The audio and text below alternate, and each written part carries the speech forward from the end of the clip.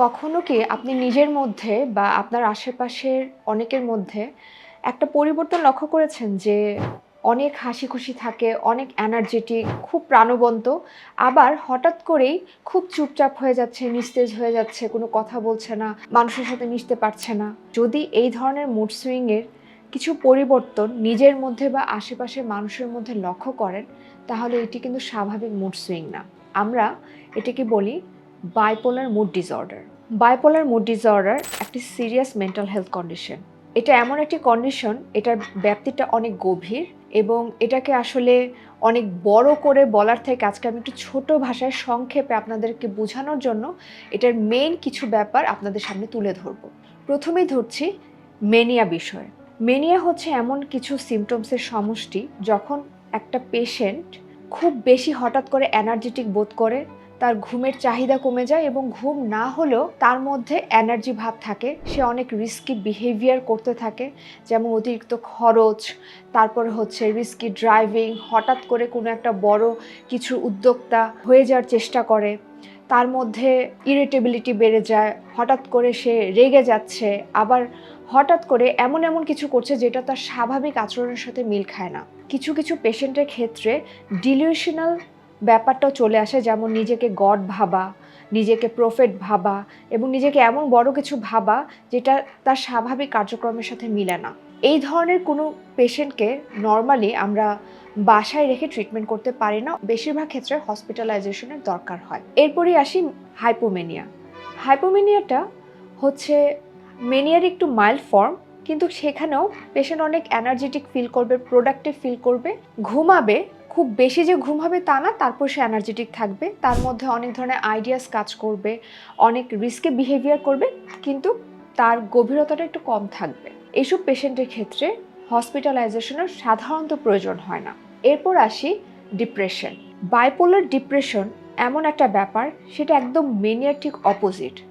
হঠাৎ করে patient feel করে তার কিছু ভালো লাগছে না, সে সারাদিন শুয়ে থাকে, পড়ে থাকে, সে এনার্জেটিক একদমই ফিল করে না, সামাজিকভাবে মেলামেশা বন্ধ করে দেয়, তার ভিতরে কোনো এনার্জি থাকে না যে সে কোনো একটা কাজ করবে, এবং সে হয় বেশি ঘুমাচ্ছে, নয় একদমই ঘুমাচ্ছে না, ক্ষুধা মন্দা, রুচির অভাব, তার নর্মাল দৈনন্দিন জীবন থেকে সম্পূর্ণ বিচ্ছিন্ন হয়ে যায় এবং অনেক সময় সুইসাইডাল ভাব তাদের মধ্যে চলে আসে।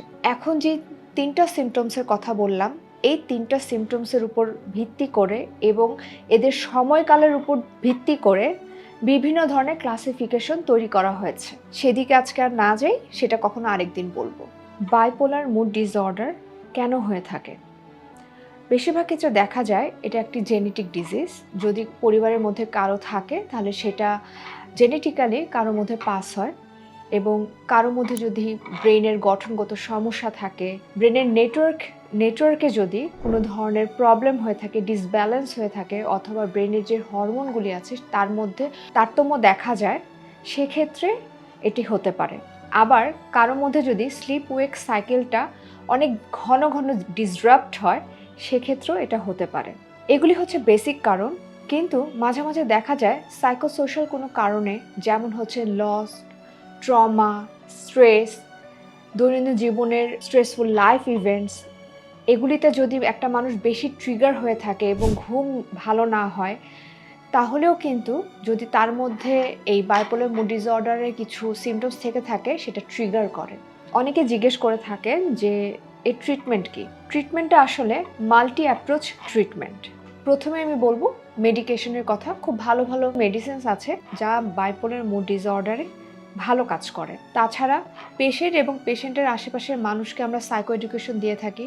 পেশেন্টকে সাইকোথেরাপি দেওয়া হয়, যেমন cognitive behavioural therapy, interpersonal therapy, social rhythm therapy দেওয়া হয়, এবং অনেক ক্ষেত্রে তার লাইফস্টাইল মডিফিকেশনেরও ব্যবস্থা করা হয়। বাইপোলার মুড ডিসঅর্ডার অনেক ক্ষেত্রে দেখা যায় যে এটি নিরাময় হয়ে যায়, অনেকের ক্ষেত্রে অনেক অনেক লং টার্ম ট্রিটমেন্ট লাগে, আবার অনেক ক্ষেত্রে দেখা যায় যে এটি ক্রনিকভাবে, মানে সারা জীবনের জন্য এই ব্যাধিটা থাকে।